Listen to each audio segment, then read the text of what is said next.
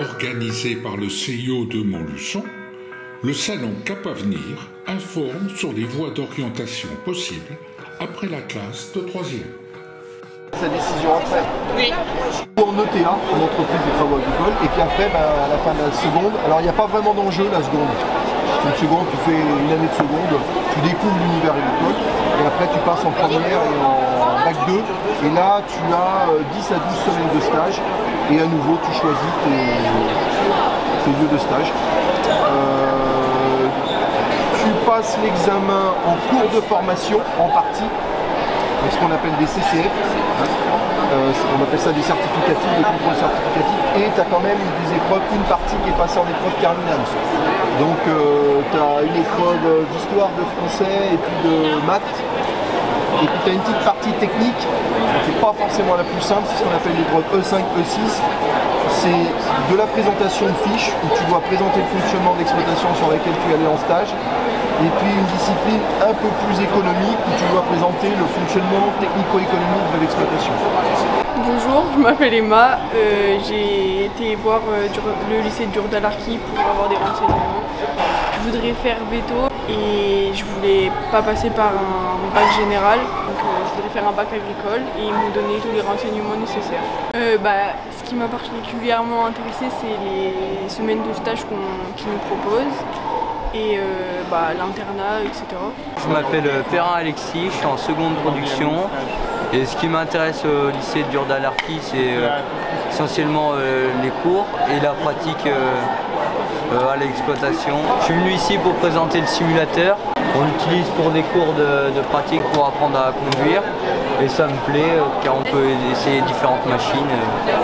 Voilà. Je m'appelle Lexi et je suis intéressée par le lycée d'Urdalarki parce que on peut faire de l'agriculture comme de l'apiculture. J'ai pour moi une supposition possible qu'on peut faire dedans de l'apiculture, il n'y a pas que de l'agricole, où on peut également vendre, se lancer un peu dans le jardinage et un peu le commerce également, et s'occuper de bêtes, de bétail.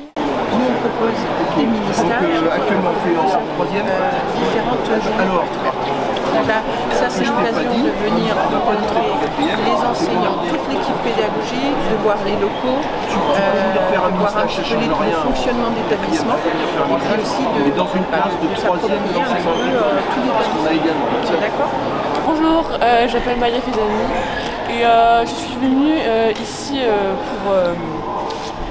pour essayer d'obtenir une formation. Alors pour commencer déjà, en collège professionnel, j'aimerais bien être ouvrière agricole, donc avec les soins des animaux, tout ça. Et après, j'aimerais bien faire un CAP en 2 ans de métier de l'agriculture et après un bac pro à la suite. Moi, j'aimerais bien travailler avec tout ce qui est vaches, moutons, etc. Bonjour, je m'appelle Tom Daniel, je suis venu me renseigner sur le lycée d'Urdalarki. C'est un lycée qui est à proximité de chez moi et je voudrais m'orienter sur un bac pro agricole et continuer mes études après dans le forestier. Voilà, j'aimerais bien faire une journée d'immersion au lycée. Je suis intéressée par le paysagisme et l'agricole parce que le paysagisme c'est quelque chose qui me passionne. Je suis souvent dehors à tailler des arbres, de travailler dehors et j'aide souvent mon père à l'exploitation agricole. Bonjour, donc voilà, je suis papa de Toan et je suis venu rendre visite pour voir les lycées qui pourraient intéresser Toan dans les milieux du BTP ou agricole. Je m'appelle Toan et je suis venue ici pour voir une 3e prépa pour rentrer plus facilement dans un lycée de TP.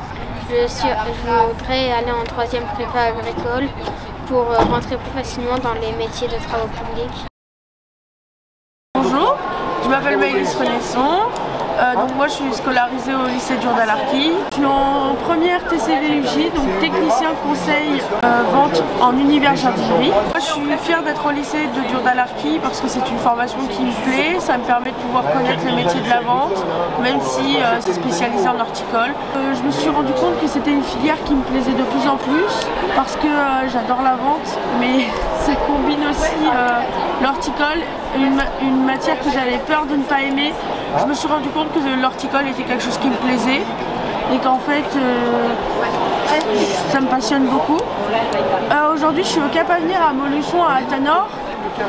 Je trouve que c'est super parce que je peux présenter ma filière qui me plaît, pouvoir expliquer aux autres comment ça se déroule, pouvoir donner mon point de vue en tant qu'élève et pas en tant qu'adulte et voilà, pouvoir enseigner tout le monde.